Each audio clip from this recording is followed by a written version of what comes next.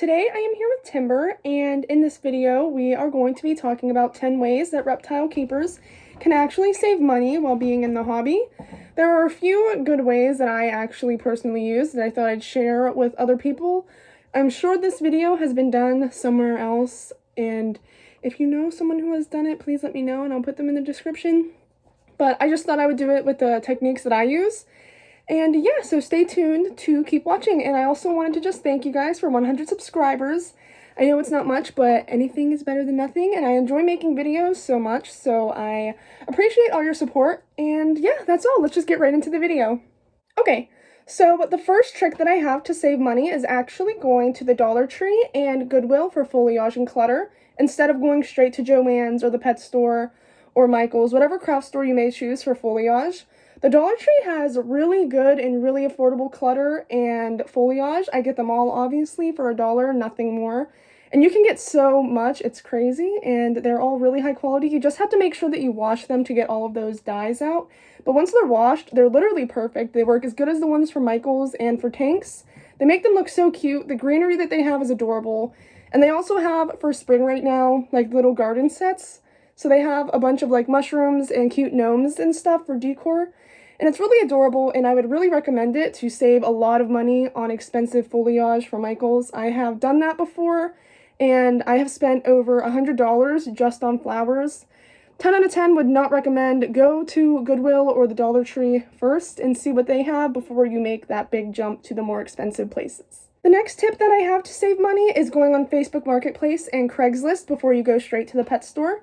You can actually find a lot of tanks, enclosures, and supplies that you need for a reptile beforehand for a lot cheaper than the retail price at a pet store. I have found an Exoterra on Facebook Marketplace for $50, and also I have found full setups as well that come with heat sources, thermostats, everything you need for many reptiles you can find on Facebook Marketplace and Craigslist for a very good price, and I would always recommend checking there first before you go to any store.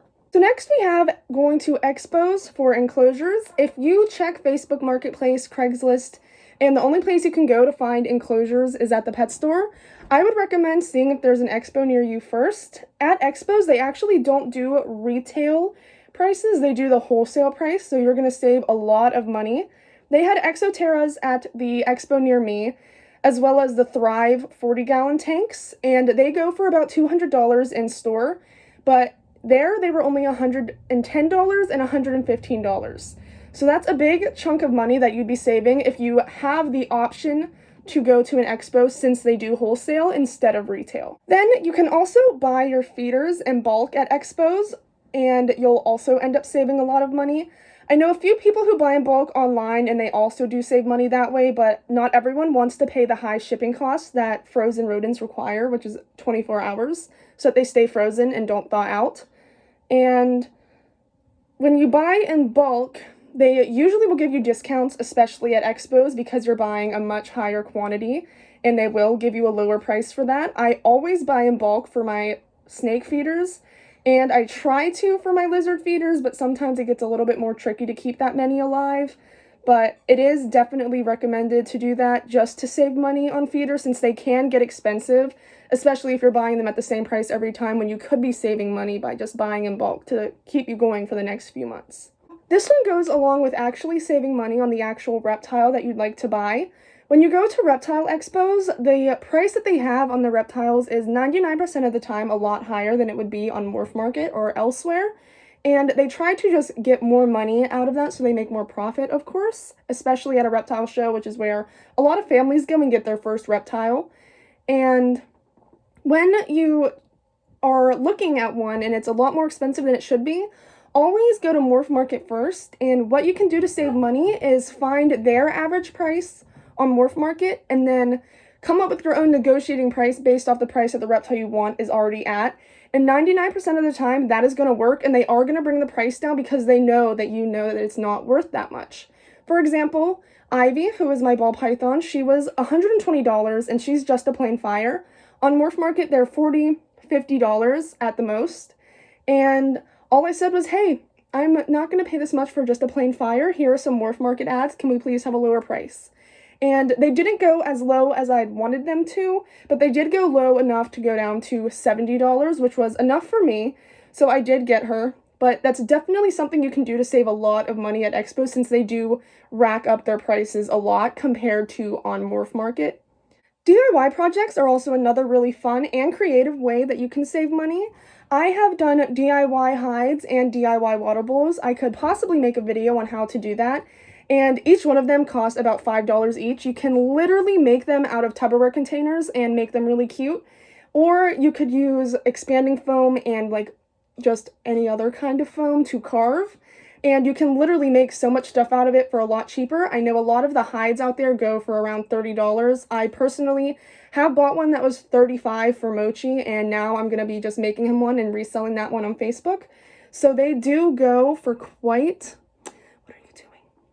They do go for quite a lot in stores and at Expos, but you can save a lot more money just doing them yourself, and you can decorate them however you'd like as long as it's reptile safe.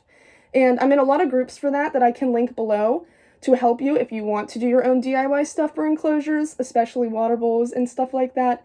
It's just really fun and also obviously very cost effective rather than buying the retail prices or wholesale prices for one when you could make one yourself. If the only place you have to get reptile supplies is at a pet store, majority of pet stores will price match. I know Petco price matches to their website, and PetSmart will price match anywhere. Chewy, Amazon, they will price match to anything just to be up there with the competitors, you know.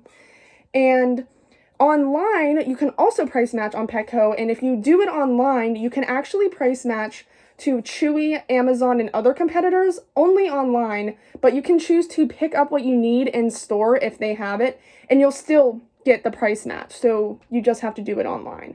That's one of the best ways to do it if it's the only place that you can go, and I have done that plenty of times just to save money on supplies when other sellers have it for a lot cheaper, but you just don't want to order it or you need it right at the moment.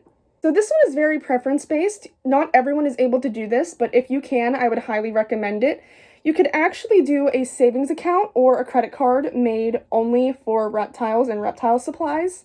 I have a credit card for my reptiles, and it has gone insanely well. I always have the money that I need for them. I never run out, and it's very convenient. I know my budget and what I can spend, and you can't go past that with a credit card or a savings account because everything you put in it is what you can spend, and you know how much you can spend. It really helps from making bad impulse decisions and buying what you know you can't afford, because you need to make sure you can afford an animal before you buy one and all the supplies they need.